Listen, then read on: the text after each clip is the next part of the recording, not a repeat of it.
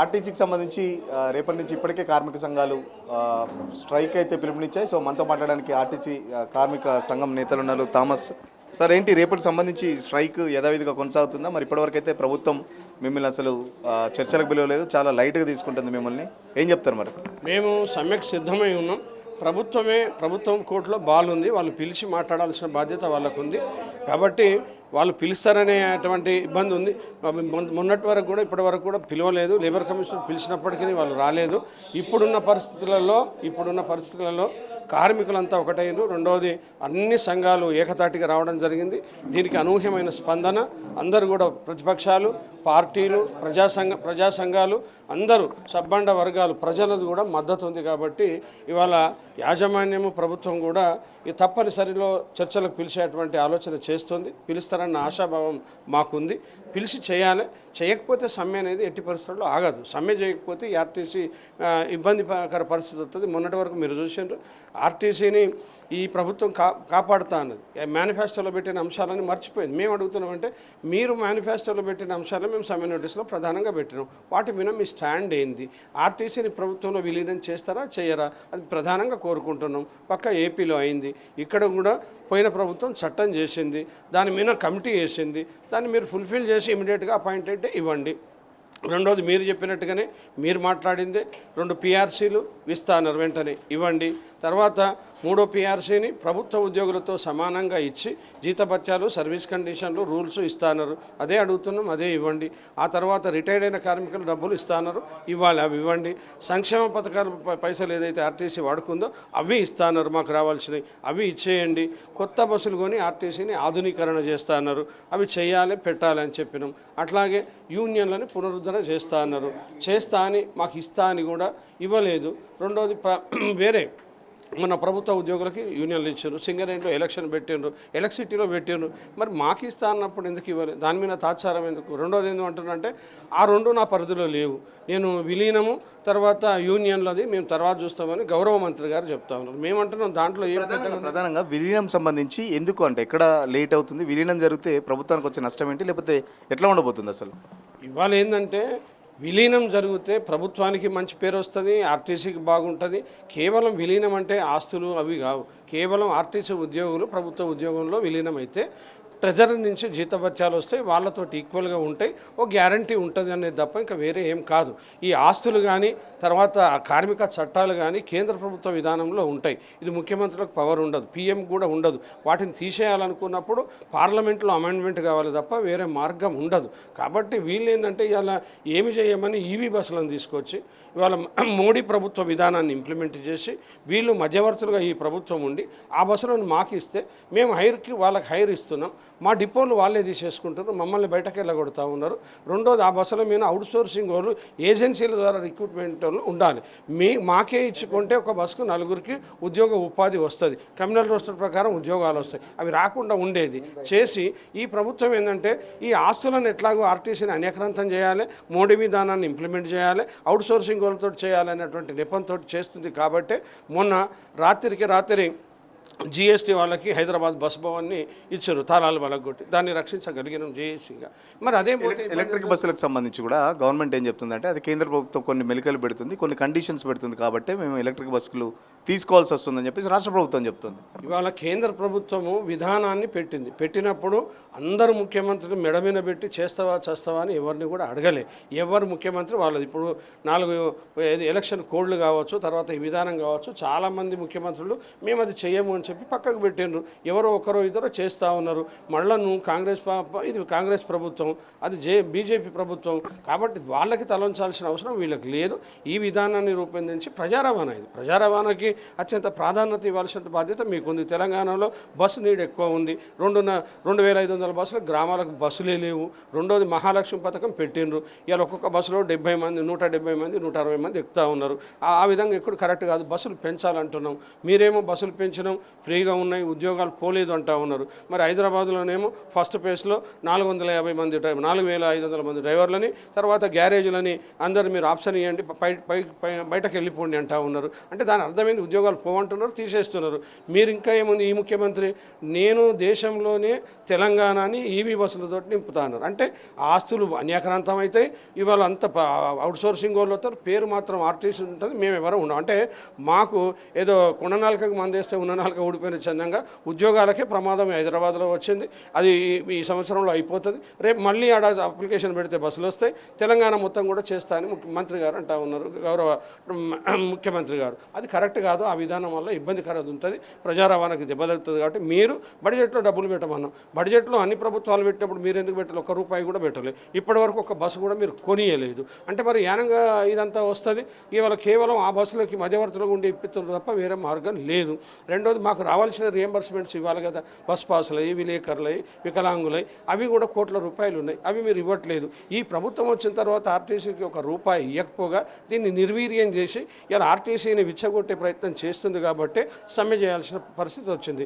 ప్రధాన డబ్బులు ఇవ్వట్లేదని చెప్తున్నారు రవాణా శాఖ మంత్రి పొన్నం ప్రభాకర్. ఈ నెలకు ఏ నెలకు ఆ నెలకు మహాలక్ష్మి పైసలు మేము ఆర్టీసీకి ఇస్తున్నాము అని చెప్పేసి పొన్నం ప్రభాకర్ చెప్తున్నారు. మరి మీ ద్వారా గౌరవ మా పొన్నం ప్రభాకర్ మినిస్టర్ గారిని నేను రిక్వెస్ట్ చేస్తున్నా, గవర్నమెంట్కి కూడా రిక్వెస్ట్ చేస్తున్నా, వైట్ పేపర్ ఇవ్వండి. వైట్ పేపర్ ఇచ్చి సోనియా గాంధీ బర్త్డే రోజున మీరు ఇంప్లిమెంట్ చేసిండ్రు. ఆ రోజు నుంచి ఎన్ని కోట్ల మంది బస్ ఎక్కిండ్రు, మేము ఎన్ని కోట్ల ఖరీదైన టిక్కెట్లు ఇచ్చినాం, మీరు ఎన్ని డబ్బులు ఎప్పుడెప్పుడు ఎంతెంత ఇచ్చిండ్రో చెప్పమంటే చెప్పే పరిస్థితి లేదు. మేము అదే అడుగుతున్నాం. ఇవాళ ట్రాన్స్పరెన్సీ అనేది ఉండాలి.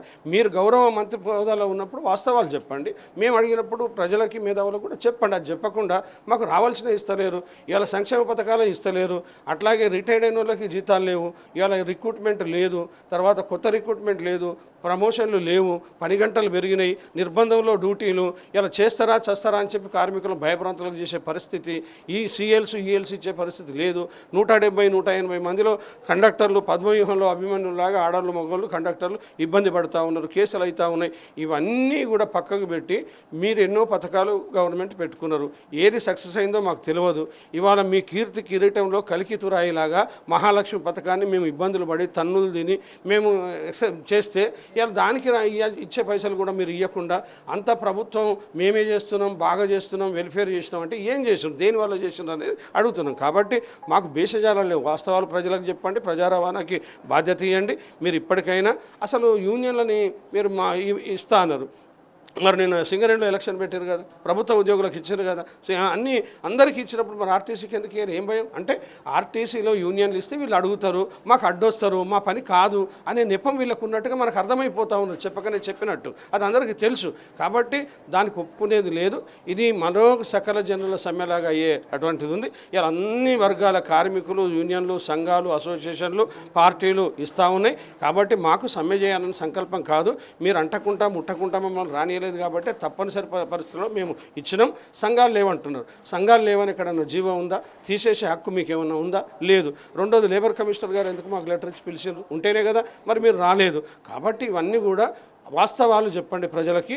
మీరు ఇమీడియట్గా ఇవాళ పాలనా ప్రభుత్వం మీరు పండుగలు చేసుకుంటారు 90 రోజులు. ఇలా మేము ఏడుస్తున్నాం. మిమ్మల్ని ఏమో మీ గౌరవాన్ని మీ ప్రతిష్టను పెంచింది ఆర్టీసీ ఉద్యోగులు, ఏడిపించేది మీరు ఆర్టీసీ ఉద్యోగులు. అది మంచిది కాదు ఈ ప్రభుత్వానికి. వెంటనే పిలిచి ప్రజాస్వామ్య పంతాలో చర్చలు చేసి ఈ ప్రజా రవాణాకి ప్రాధాన్యత ఇవ్వండి, బస్సులు కొనియండి. ఆ బస్సులు కొత్తవి మీరు కొనండి, ఆర్టీసీ కూడా కొనుక్కుంటుంది, దానివల్ల వస్తుంది. ఇంకోటి కూడా చెప్తున్నాం, ఇవాళ ఆ బస్సులే ఎందుకు, ఆర్టీసీలో మాకు చేతనైనంత మిషనరీ ఉంది, మాకు వర్క్షాపులు ఉన్నాయి, మేము బ్రహ్మాండంగా ఎలక్ట్రిక్ బస్సులని వాళ్ళకంటే తక్కువ రేట్లో తయారు చేసే కెపాసిటీ ఆర్టీసీకి ఉంది. ఉదాహరణకి ఉప్పల్ డిపోలో AP11Z7282 బస్సు నెంబర్ ఉంది, 300 రూట్లో నడుస్తుంది. మేము చేస్తా అన్నాం, మాకు పర్మిషన్ ఇస్తలేరు. ఆ విధంగా పర్మిషన్ ఇస్తే కొత్త బస్సులను తక్కువ రేటుకు తయారు చేస్తే 36 లక్షల సబ్సిడీ మాకు వస్తుంది, ఆర్టీసీకి మెరుగుపడుతుంది. మీరు ₹1 ఇవ్వకుండా మా కాళ్ళ మీద మేమే నిలబడతాం. నిజంగా అంత ఇన్ఫ్రాస్ట్రక్చర్ ఉందా మన దగ్గర? బస్సులు తయారు చేసేంత సాంకేతిక పరిజ్ఞానం కానీ అంత ఉందా? బ్రహ్మాండంగా ఉంది. మియాపూర్ బస్ బాడీలో నెలకి 100 బస్సులు తయారు చేయొచ్చు. గతంలో గతంలో 400 మంది ఉండేవాళ్ళు. ఇవాళ అంతా అట్లా ఇన్ఫ్రాస్ట్రక్చర్ అంతా ఉంది, దాన్ని నిర్వీర్యం చేస్తూ ఉన్నారు. ఉప్పల్లో ఆ బ్రిటిష్ కాలం నాటి మిషనరీ ఉంది, బ్రహ్మాండంగా ఉంది ఇప్పటికి కూడా. కరీంనగర్ వర్క్షాప్ ఉంది.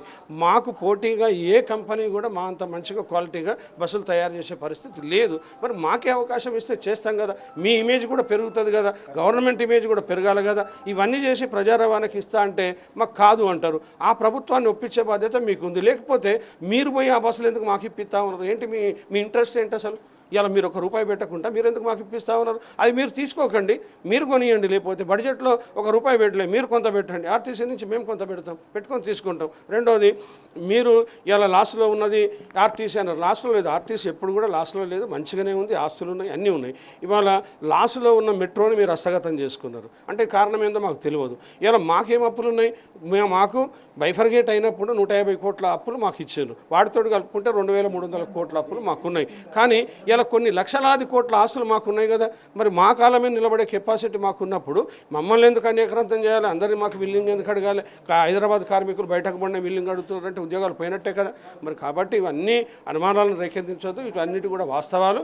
కాబట్టి వాస్తవాలని ఈ ప్రభుత్వం పెద్ద మనసుతోటి మంత్రి గారు, గౌరవ మంత్రి గారు, గౌరవ ముఖ్యమంత్రి గారు కూర్చొని చర్చలకు పిలిచి పరిష్కారం చేసి ఇవాళ ఆర్టీసీని ప్రభుత్వంలో విలీనం చేస్తే వాళ్ళకి నష్టం ఉండదు. 3.5 కోట్ల పైసలు నువ్వు ఇచ్చే దాంట్లో 2 కోట్ల చిల్లర ఇస్తే ఇలా మా జీతాలు సరిపోతాయి, నువ్వు రూపాయి ఇయ్యకు, మాకు అవసరం లేదు, మిగతా ఇంకా మాయే మిగులుతూ ఉంటాయి.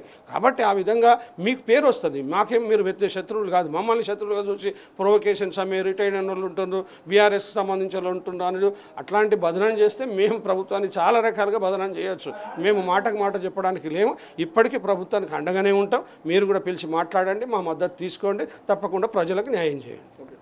సార్, ఎట్లా అంటే ఆర్టీసీ విలీనంకి సంబంధించి ఇప్పటికే ఒక కమిటీ పనిచేస్తుందని చెప్పేసి కూడా మొన్న ప్రభుత్వం చెప్తుంది. మరి నిజంగా ఉందా? అటువంటి సిచ్యువేషన్ ఉందా? ఇప్పుడు ఆర్టీసీకి విలీనం గురించి ప్రభుత్వం కమిటీ ఉంది అని చెప్తా ఉన్నారు. ఆ కమిటీ 2018లో ఈ గవర్నమెంట్ వచ్చినప్పుడు 2020లో అప్పుడు ఎప్పుడు టీఆర్ఎస్ గవర్నమెంట్ వేసిన కమిటీ, అది కమిటీ వేసిందని చెప్పారు. కానీ ఇంతవరకు ఆ కమిటీతోటి చర్చించలేదా, అసలు ఆ ప్రాసెస్ మొదలు పెట్టిరా లేదా కూడా ఇంతవరకు దాంట్లో క్లారిటీ లేదు. కాబట్టి ఆ కమిటీ మాకు తెలియదు ఇంతవరకు, అందులో ఎవరున్నారో కూడా తెలియదు. వేస్తే దాని మీద ఇంతవరకు ఇప్పటికి 2.5 సంవత్సరాలు అయింది. ఈ 2.5 సంవత్సరాలకి ఎందుకు మీరు ఇంతవరకు దాని మీద రివ్యూ చేయలేదు? దాన్ని రివ్యూ చేసినట్టయితే ఈ 2.5 సంవత్సరాలు మీరు ఎన్నో కార్యక్రమాలు చేయొచ్చు. కానీ ఆర్టీసీ గురించి ఏనాడు కూడా మీరు రివ్యూ చేయలేదు. ఆర్టీసీ గురించి ఏనాడు కూడా మీరు ఏం పట్టించుకోలేదు. ఒకవేళ నిజంగా మీరు ఆ కమిటీ ఇస్తే రిపోర్ట్ తీసుకొని దాన్ని విలీనం చేయడం వల్ల పెద్ద నష్టం ఏం లేదు మీకు. ఇలా మీరు అప్పుడు మొత్తము ఇవాళ మీరు చేయాల్సింది ఏంది? గవర్నమెంట్లో విలీనం అనేది గత ప్రభుత్వం పెట్టింది, గవర్నర్ ఆమోదం తెలిపారు. దాన్ని ఇప్పుడు ఇవాళ మీరు చేయాల్సింది అపాయింటెడ్ డేట్ ప్రకటించాలి. అంటే 90% అయిపోయింది, ఒక 10% మిలిగింది. కాబట్టి దాన్ని మీరు ఇంప్లిమెంట్ చేస్తే ఇవాళ ఇంత ఈ పరిస్థితి వచ్చేది కాదు. సమ్మెకి సంబంధించి ఇప్పటికే చాలా వరకు మీరు డిపోలకు వెళ్ళారు, కార్మికులను కలిసారు. ఎట్లా ఉంది కార్మికుల మూడు? ఎట్లా ఉంది? భయపడుతున్నారా లేకపోతే సమ్మెకు రెడీ అంటున్నారా? ఏం చెప్తున్నారు? 2019లో చేసిన సమ్మె కంటే రెట్టింపుగా కార్మికుల్లో ఉత్సాహం ఉంది.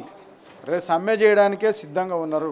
ఇవాళ ఈ కార్మికులు సమ్మె చేయడానికి సిద్ధంగా ఉన్నారంటే అటు ప్రభుత్వం, ఇటు యాజమాన్యం కార్మికుల పైన మోపిన పనిభారం, పెంచిన కిలోమీటర్లు, 2 పే స్కేళ్ళు పెండింగు, ట్రేడ్ యూనియన్లు లేకపోవడం, ప్రభుత్వంలో విలీనం చేయకపోవడం, ఎలక్ట్రికల్ బస్సులు వచ్చేసి ఆర్టీసీ స్థలాలను కబ్జా పెట్టడం, అవుట్సోర్సింగ్ విధానం తీసుకురావడం, ఈ అన్ని సమస్యలకు ముడిపడి ఉంది. కాబట్టి ఇలా కార్మికులు కసితోటి ఉన్నారు.